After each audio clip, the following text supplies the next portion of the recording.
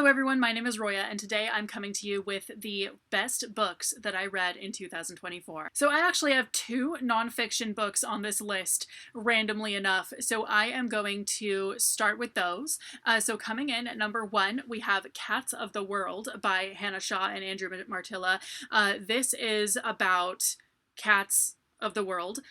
These people went to several countries and documented how cats live in each of those places and how cat rescuers do their thing in each of these places according to what the laws are and what the society looks like. And this book was just so good. I feel like if more people all over the world read this, we could probably take some of this knowledge that is from all of these different countries and put them together and make a better world for cats. Coming in at number two, we have Wake by Dr. Rebecca Hall. This is a graphic novel about the author's experience starting out as an attorney, starting from her time as an attorney for people suing their landlords and realizing that the black folks were getting less money in the same cases.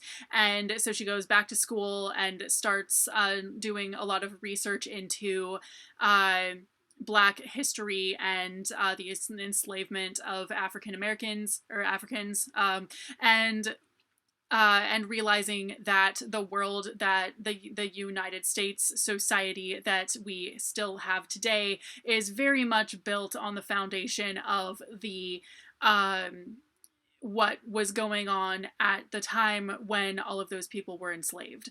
And this really, I rated this so highly based not on enjoyment, but on informativeness, on information and what I got out of it, because I feel like it was a lot. And this is a really difficult read at times, obviously, and that's probably why it ended up being a graphic novel, partly anyway. Because the graphic novel format really did get the information across in a really good way, and present it in as bad and horrible of a subject matter as it actually is. It does not sugarcoat a thing. So I thought that this book was really good. I feel like I learned a lot from it, and I would definitely really recommend it.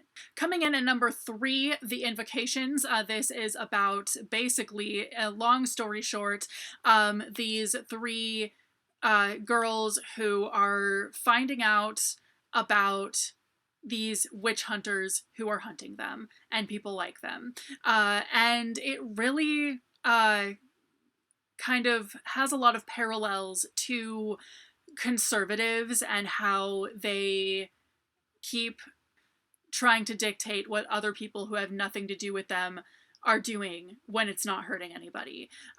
So these witch hunters are going around killing women because they want to save them. What she's doing is not hurting anybody but herself. It's none of your business. Why? And that's just kind of so similar to the society that we live in, and it's just so I just thought this was so good, and it was really feminist and really a page turner as well. Coming in at number two, A Sorceress Comes to Call by T. Kingfisher. I love T. Kingfisher. Her books are so good every time. I've given almost all of them 5 stars, and this was definitely no exception. I think this was definitely my favorite book of hers, to be honest. It is a really loose retelling of the Goose Girl. The only real similarity I saw was that the horse's name is Falada. That's really the only thing that I actually thought was similar. But basically, it's about a girl whose mother has the ability to control her, and she does it as a punishment. So she basically has to go through, random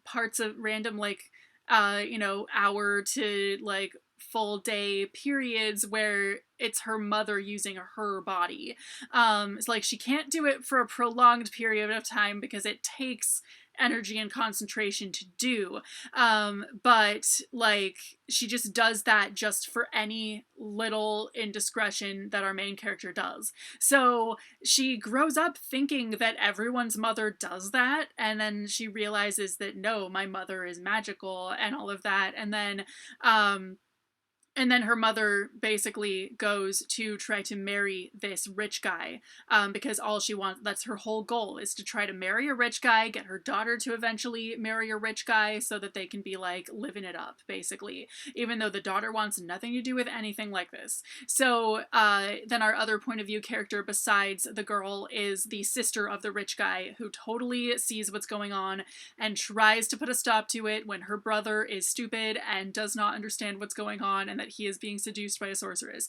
So it is a really good book. I could not put this down. I loved every minute of it. It was just so good. The characters were great. The entire plot was thought out really well. And finally, coming in at number 1, it is The Daughters of Yahar and the Weavers of Alamaxa by Hadir El-Sbai. These are getting put together in this because I think that the Weavers of Alamaxa would have also gone on this list. It just wouldn't have necessarily been number 1. It may have been number 3 on this list, something like that, but I wanted to include it because I did read both of these books this year. I thought it was good to include it in on the same item, same list item as the first one. So The Daughters of Yahar follows 2 women who are living in a society where women are devoid of the type of rights that they should have as human beings, and they each kind of separately get involved in this group, this women's rights group, and then and they start really figuring out what is going on, why women just don't have the rights that they should. They come from different backgrounds and they are very different types of characters, and they're both just such good characters in their own right, and I really enjoyed reading about them. The second book follows a little bit of a different kind of oppression in that the conflicts that were in the first book have kind of been resolved. But we have people who are trying to rid the world of the people of basically the ability to control elements.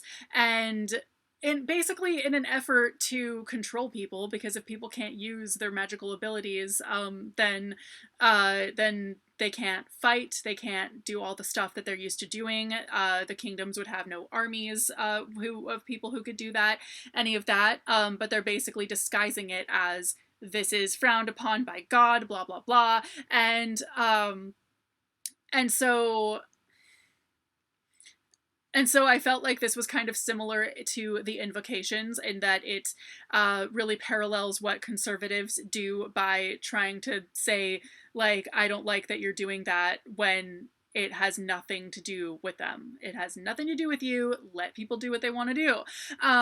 But they do it to control people. So I thought that like both of these books were so incredible. I loved the characters. I loved the world, everything. I wish there were a third book, but unfortunately I think that is the conclusion of the series. So anyway, those are the best books that I read in 2024. Let me know if you've read any of these and what your thoughts are, and I will see you very soon with a new video.